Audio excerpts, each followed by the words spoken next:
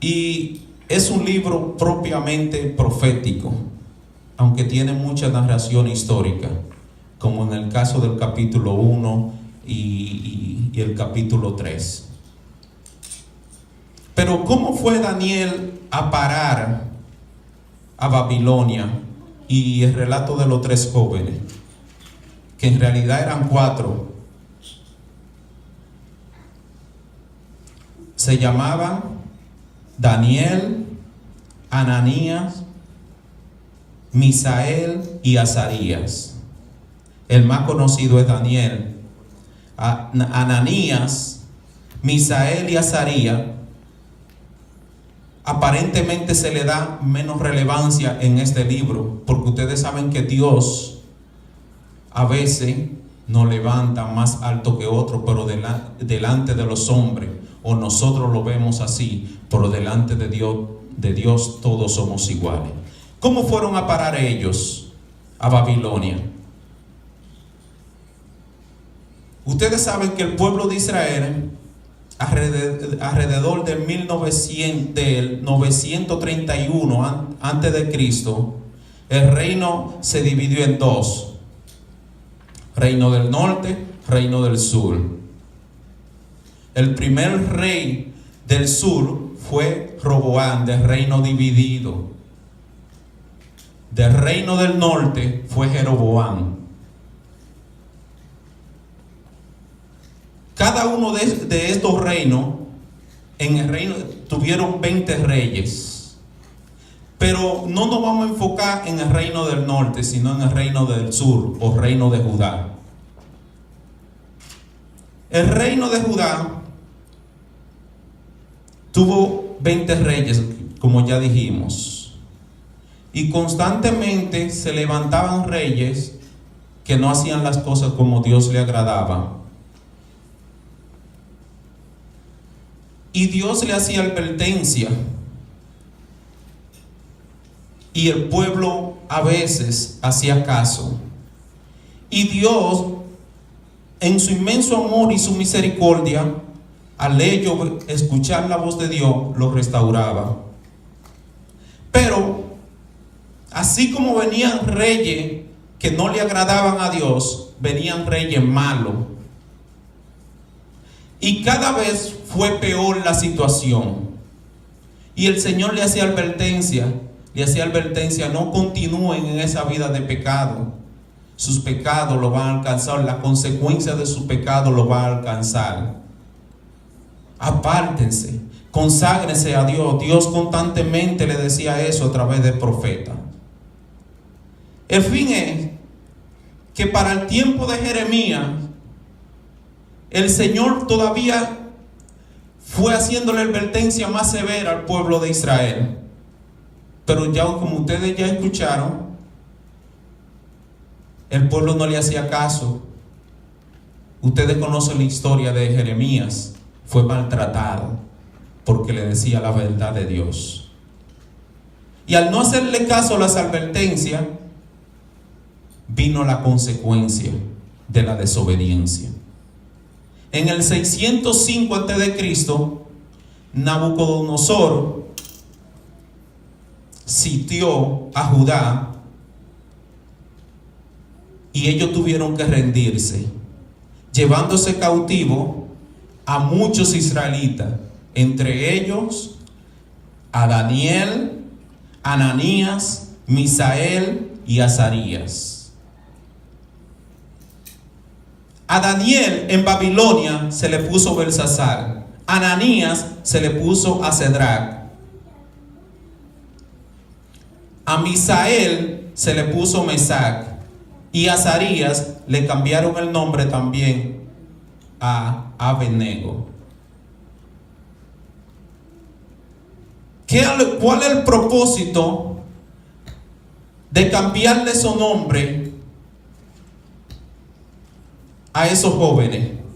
Cuando los babilonios conquistaban una ciudad, cogían las personas que ellos creían que eran más inteligentes, gente dotada con una buena educación, gente que se destacaban en cierta área, con ciertas habilidades.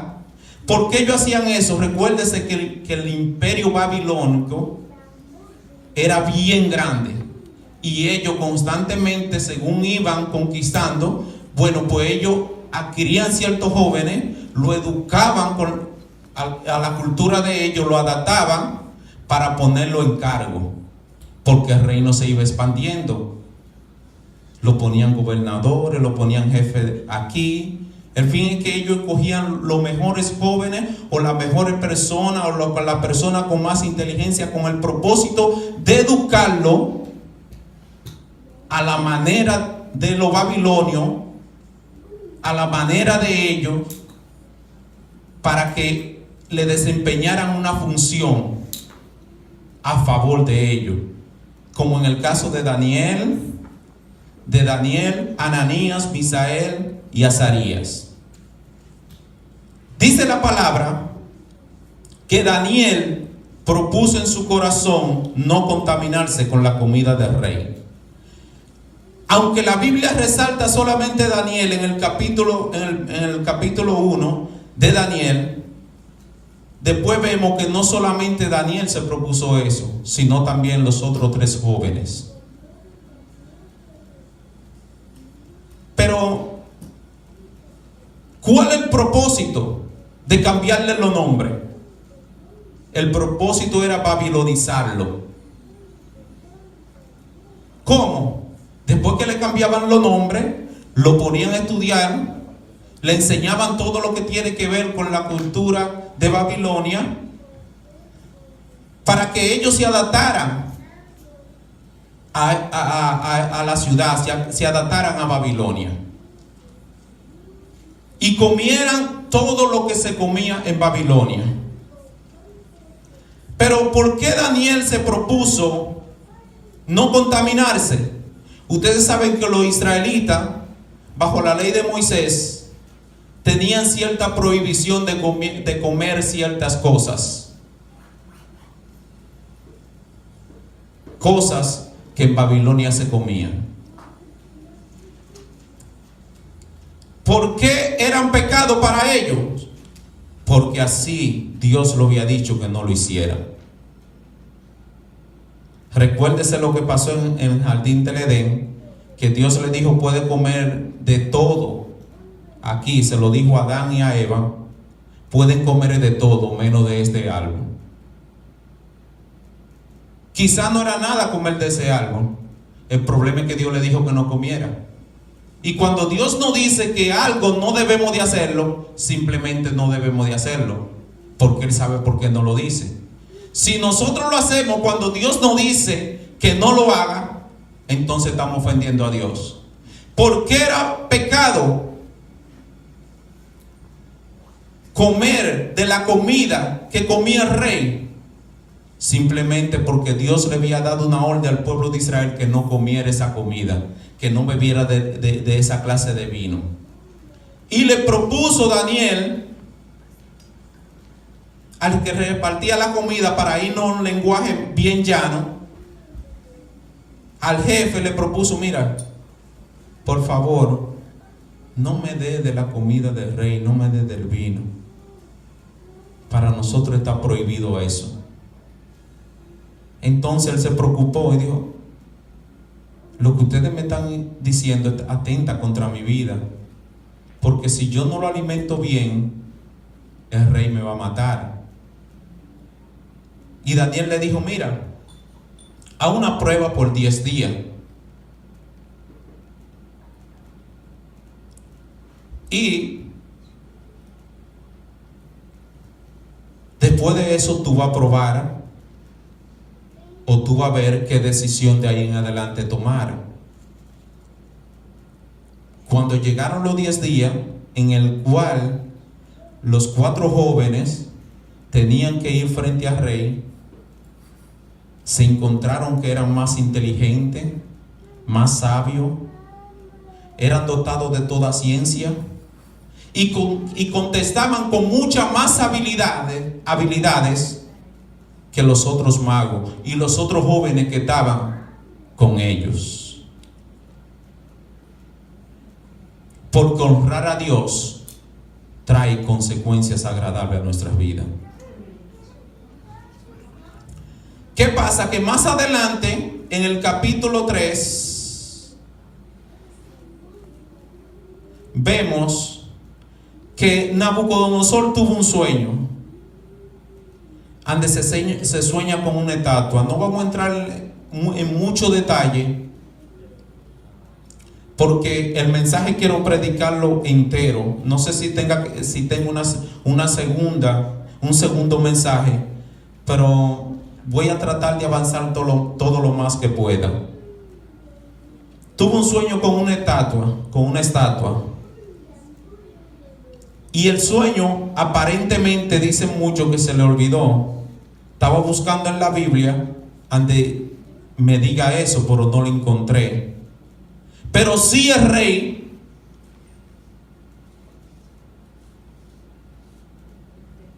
llama a los magos, a los astrólogos y a los hechiceros, a todo lo que él tenía al servicio, para que le dijeran que él había soñado.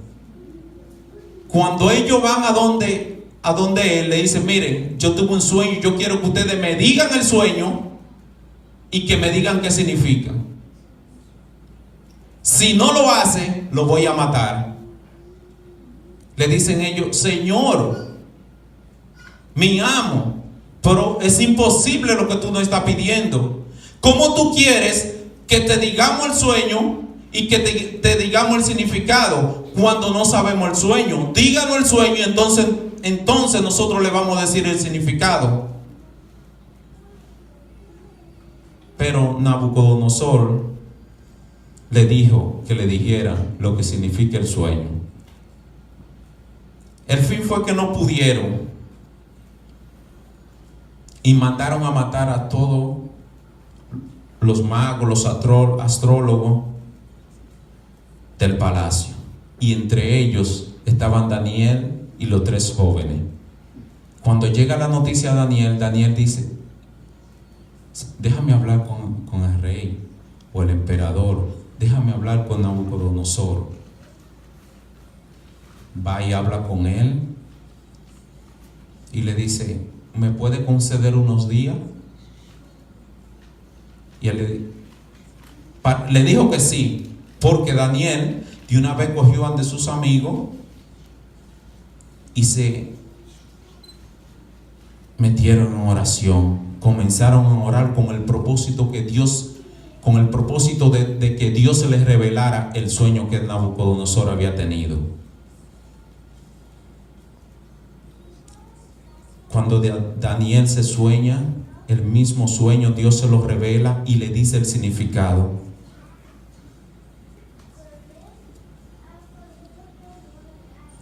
Y le dice: el sueño fue así. Mira, la estatua tenía la cabeza de oro. No voy a seguir detallando para no entrar en tanto detalle. Y esa estatua y ese oro te representa a ti. Bueno, comenzó Nabucodonosor a alabar a Dios por la grandeza, por lo que le había enseñado, por lo que había visto en Daniel, porque vio que al Dios que Daniel le servía era el verdadero Dios, y comienza a alabarlo. Eso provoca esa revelación que Dios le dio a Daniel, y al él decírselo a Nabucodonosor, provoca que Nabucodonosor termine alabando a Dios. Pero mire qué pasa. Nabucodonosor manda a hacer una estatua para que la adore. O sea que él malinterpretó el sueño. Alaba a Dios por la sabiduría que le había dado a Daniel, pero malinterpretó el sueño mandando a hacer la estatua. Pero como si era alaba a Dios, diciendo que es el verdadero Dios, entonces manda a hacer la estatua para que la adore, como si él fuera un Dios. Cuando se termina la estatua, él da una orden que todos deben de adorar la estatua, y el que no lo haga será echado al horno de fuego. Cuando llegó la celebración, todo el mundo se postró. Y dice la Biblia que Ananías, Misael y Azarías no se postraron ante la estatua.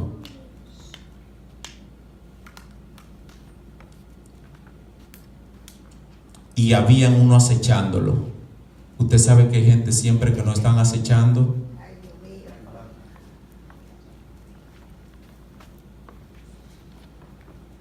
Gente que quieren quitarnos la posición que tenemos, que quieren quitarnos lo que Dios nos ha dado, nos viven acechando para ver cómo nos lo quitan.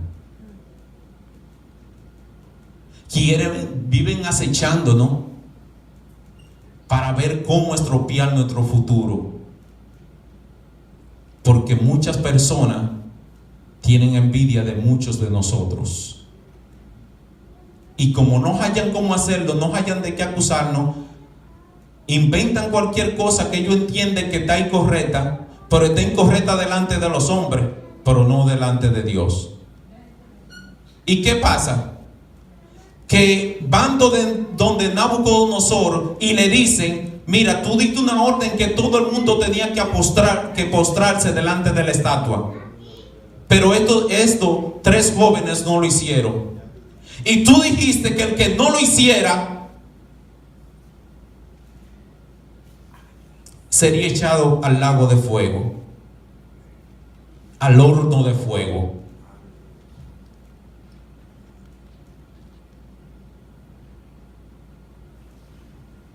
Pero los jóvenes,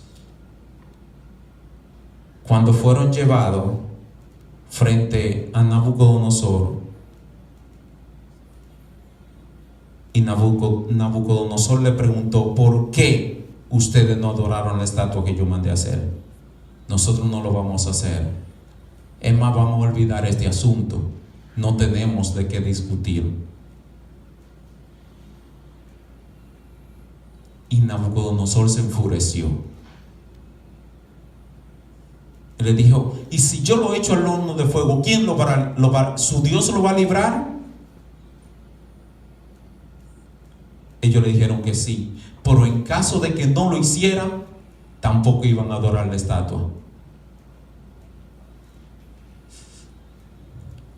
Aleluya. Porque ellos no estaban dispuestos a babilonizarse.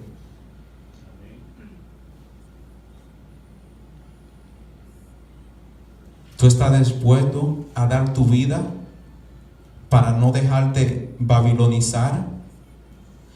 ¿Qué tanto tú estás dispuesto a enfrentar la corriente de este mundo?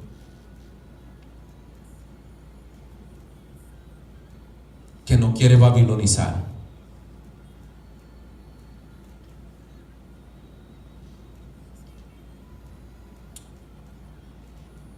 Estoy preocupado porque poco a poco muchas iglesias y muchos hermanos se dejan babilonizar. Y no sé si es que no nos damos cuenta.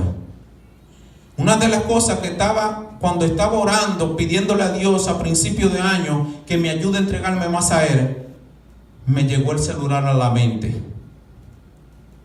Y eso me inquietó. Hasta tal punto que me llegó la pregunta: ¿y cuántas veces al día una persona usa el celular? ¿Usted sabe cuántas veces al día promedio una persona usa el celular? 80 veces. Promedio. 80 veces. Y cada vez que usa el celular dura más de 5 minutos. Lo que indica que nosotros le dedicamos más de 5 horas al celular.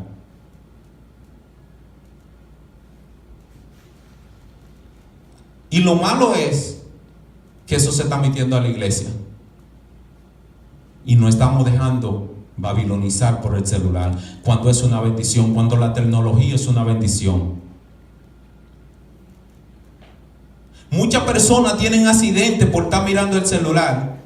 ¿Y cómo esa persona permite eso? Vi en la noticia una señora que iba con un celular y se fue por un basement.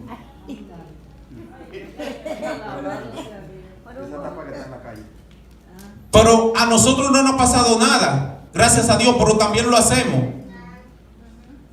Usted sabe que como promedio una persona usa el celular 80 veces diario, que cada vez que lo abre promedio dura 5 minutos, son 5 horas al día.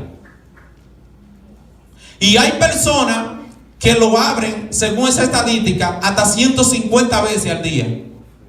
Y hay otros que nada más lo abren 40, pero duran igual que lo abren 80 veces.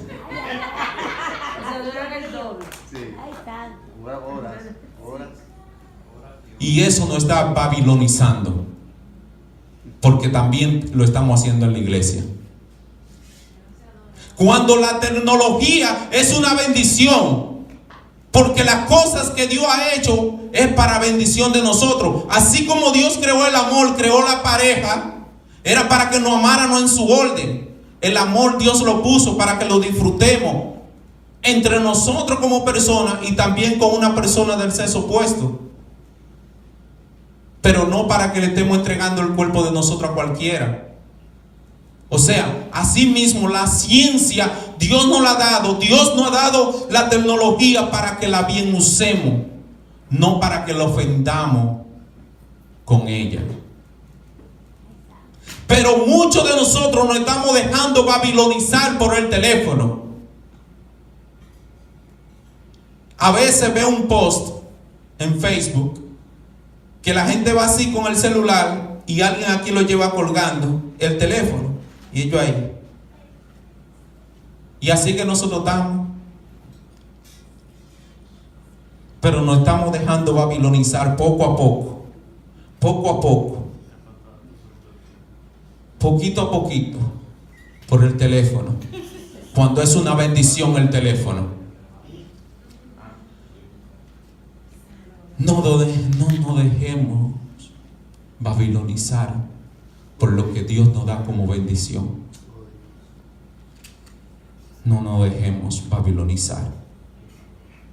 El teléfono es una bendición.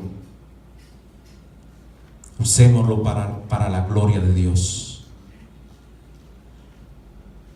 Unas cosas que nosotros como cristianos, yo me he sorprendido en este país.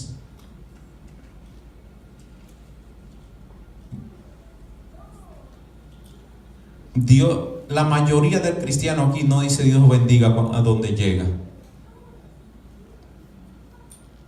Y le da brega. Y se quieren ganar al mundo. Pero tú lo ves, hi.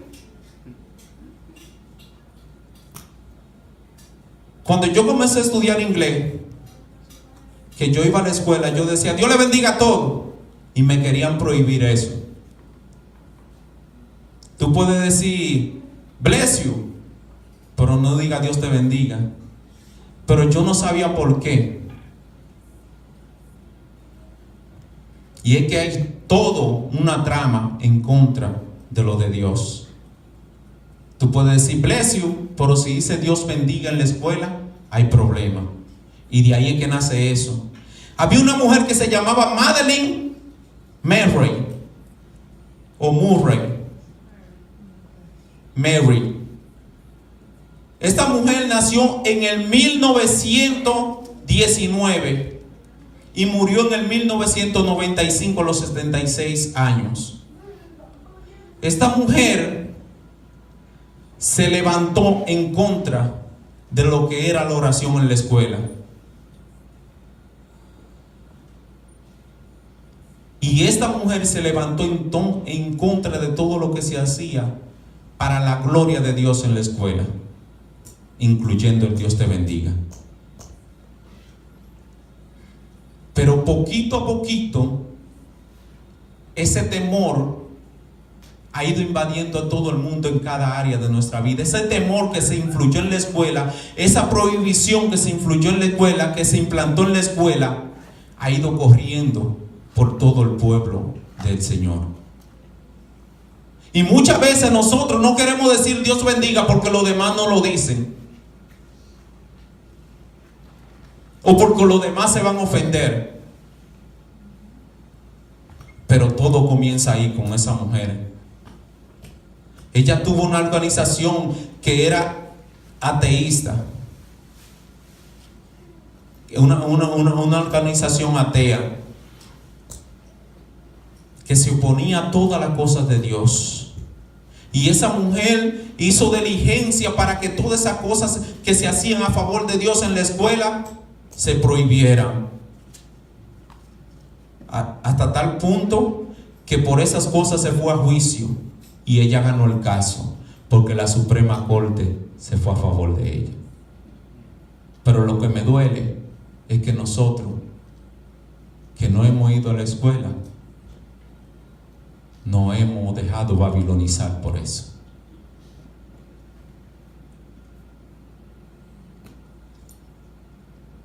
A mí a veces me da deseo de llorar.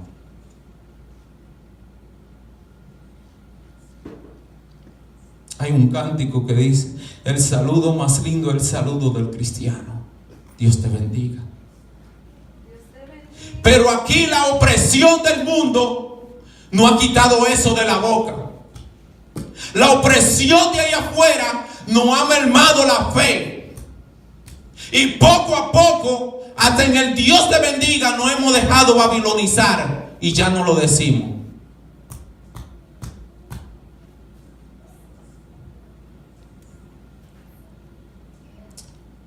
Hermano, no lo permitamos. Se ha metido una nueva corriente para hablar en contra del diezmo.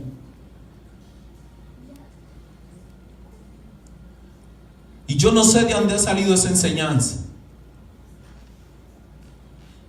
Y muchos se basan en que es cuestión de la ley. Pero muchas personas, yéndose a favor de eso, no dan el diezmo. Y poco a poco se van dejando babilonizar.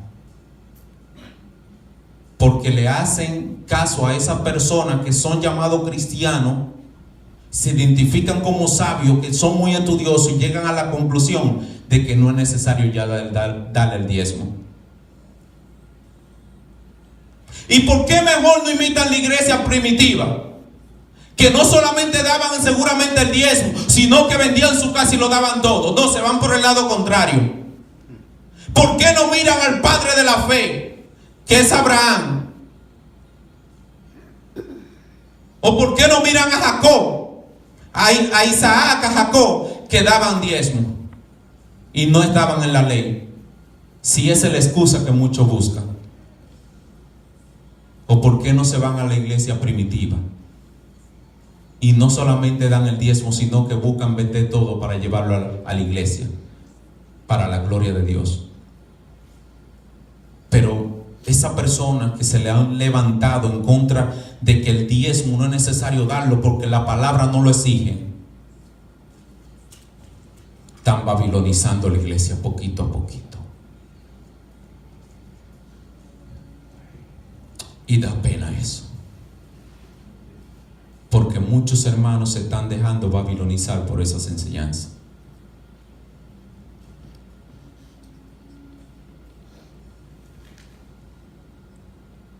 Y hemos hecho como un sincretismo. Sincretismo es cuando mezclamos una enseñanza de aquí y una enseñanza de allá. Cuando creemos en la Virgen y creemos en Dios. Creemos en Dios y creemos en Buda. Mezclamos todo eso. Mezclamos un poquito de los testigos de Jehová y un poquito de los pentecostales. Eso es sincretismo. O sea, hacemos una mezcla. Y poco a poco vamos perdiendo la fe conforme a la palabra de Dios. Como voy a tener que hacer un segundo mensaje, voy a hacer la conclusión acá. Estos 4 jóvenes, o estos 3 jóvenes, hablando de Ananías, Misael y Azarías, que estaban dispuestos a, si es necesario, perder su vida por honrar a Dios, porque no iban a permitir que su vida sea babilonizada.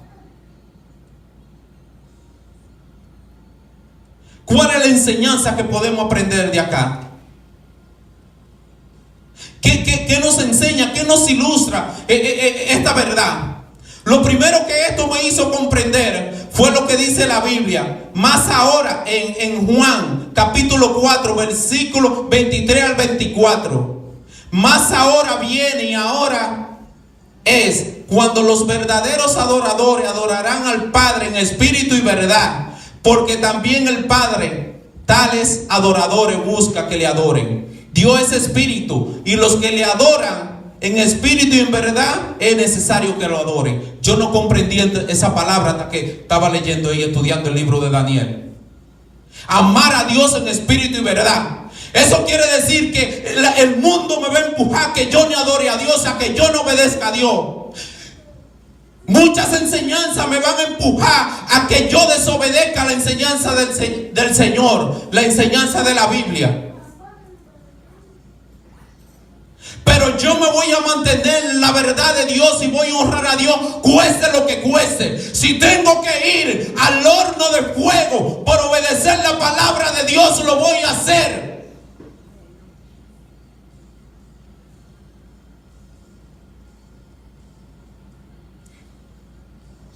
Por eso el salmista decía: me empujaron con violencia, pero te adoraré. ¡Aleluya! Gloria a Dios. La situación te está empujando a que tú no adores a Dios. La situación te está empujando a que tú te desenfoques de obedecer la palabra de Dios. La situación nos está empujando a que poco a poco nos babilonicemos.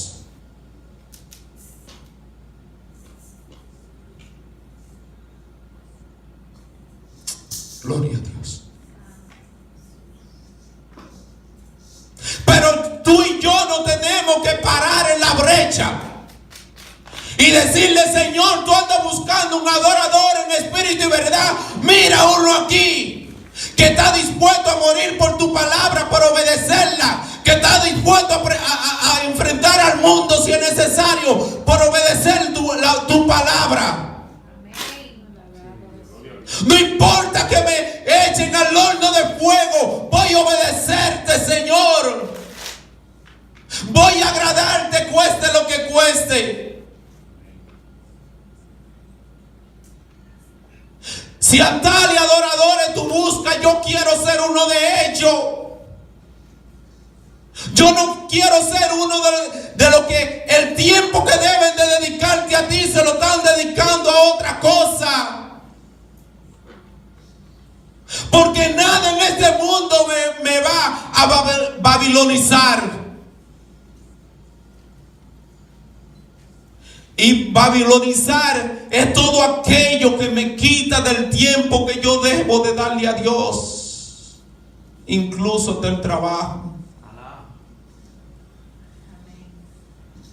Porque muchas personas, por rendir los chelitos, por ganarse un dólar más, dejan de hacer las cosas para Dios y se dejan babilonizar poquito a poquito por las necesidades que aparentemente ellos tienen. Siempre digo: yo no tengo todo lo que quiero, pero sí tengo todo lo que necesito. Amén. Cristo Jesús. Señor, si tú andas buscando adorador en espíritu y verdad, aquí hay uno que va a obedecer tu palabra, que va a decir aleluya cuando me lo quieran prohibir. Porque el mundo hasta eso no quiere quitar, que digamos aleluya. E incluso en muchas iglesias usted no puede decir mucho aleluya ni mucho gloria a Dios, porque se están dejando babilonizar. El otro día vi ahí en Facebook unos hermanos que cogieron la música de Pasito y le pusieron unos cánticos cristianos. Da pena como nos estamos dejando babilonizar. Pero no son culpables solamente eso, que están cantando la música, sino muchas veces sus pastores que ya están babilonizados. Porque muchas de esas personas cantan en la iglesia y los pastores, amén y aleluya.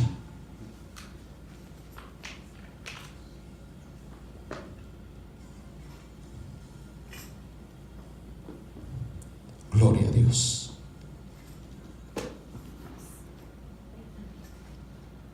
Dos, tú estás en el mundo, pero tú no eres del mundo. Cristo se lo dijo a sus discípulos: ustedes están en el mundo, pero ustedes no son del mundo. Predíquenle al mundo que yo lo quiero salvar, así como lo he hecho con ustedes. Nosotros trabajamos en el mundo, pero lo vamos a hacer a la manera de Dios. No vamos a hacer cosas deshonestas en el trabajo. Vamos a alcanzar posiciones, como lo hicieron Daniel y los 3 jóvenes. Porque el obedecer a Dios trae consecuencias agradables en nuestras vidas. Pero hay que pagar un precio.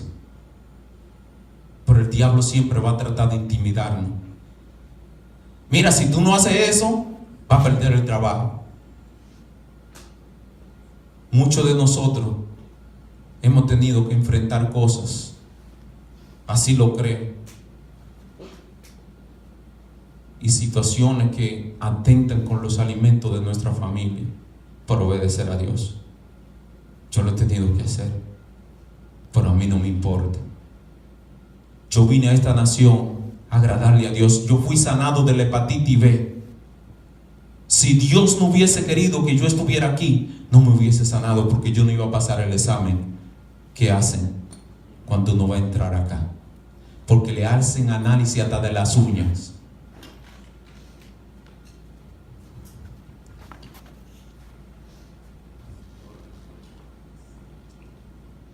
Vamos a obedecer a Dios y vamos a agradarle a Dios de acuerdo a la palabra de Dios. Tercero, nos podemos preguntar: ¿cómo puedo yo estar en Babilonia sin contaminarme? La respuesta: leyendo la palabra de Dios y orando. Muchas personas, muchos de nosotros, nos descuidamos de leer la palabra de Dios. Y muchas veces no sabemos qué es lo que tenemos que hacer. Entonces todo lo que nos dice otro lo creemos. Pero el que come Biblia, mi hermano, no come cuentos. El que come Biblia no come cuentos. Vamos a leer la palabra de Dios. Vamos a mantenernos estudiando la palabra de Dios. Cuando no entendamos algo, vamos a ir delante de Dios. ¿Qué significa esto? ¿Qué quiere decir esto, Señor? No me dejes malinterpretar tu palabra, Señor. Pero no creamos todo lo que dicen por ahí. Y leamos la palabra de Dios, porque el que come Biblia no come cuentos. Y orando. Hermano, cuánta brega nos da orar. Y ahorita hablábamos del celular. Y una de las cosas que nosotros más hacemos cuando llegamos a la casa es dedicarle tiempo al celular, y cuando vienen a ver son las 11 de la noche. Son las 12. Le dedicamos gran parte del día.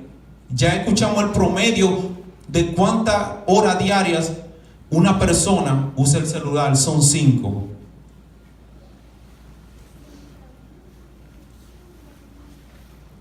Vamos a mantenernos en oración. Dice un refrán en República Dominicana que saco vacío no se para. ¿Cómo vamos a vivir fortalecidos como cristianos si no le dedicamos tiempo a la oración, a la intimidad con Dios? Tú quieres vivir parado como cristiano, sea en obediencia a Dios, obedeciendo la palabra de Dios. Vamos a mantenernos orando, porque si no vamos a ser como un saco vacío que no se para.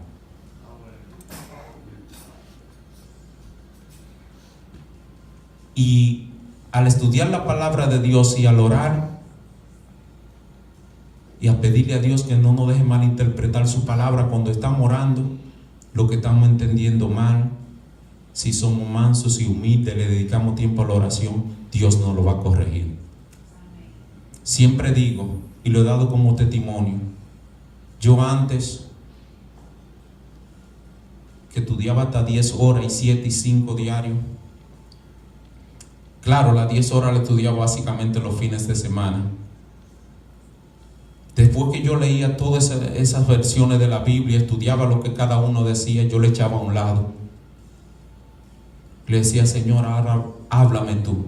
Mira, yo estudié esta versión, mira esta y esta. Pero ahí puede haber errores, pero en ti no, Señor. Dime qué significa este capítulo que leí.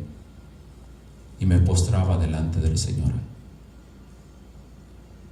No nos dejemos babilonizar por el sistema. Y vamos a obedecer a Dios. Que Dios le bendiga y Dios le guarde. Mi pastor con ustedes.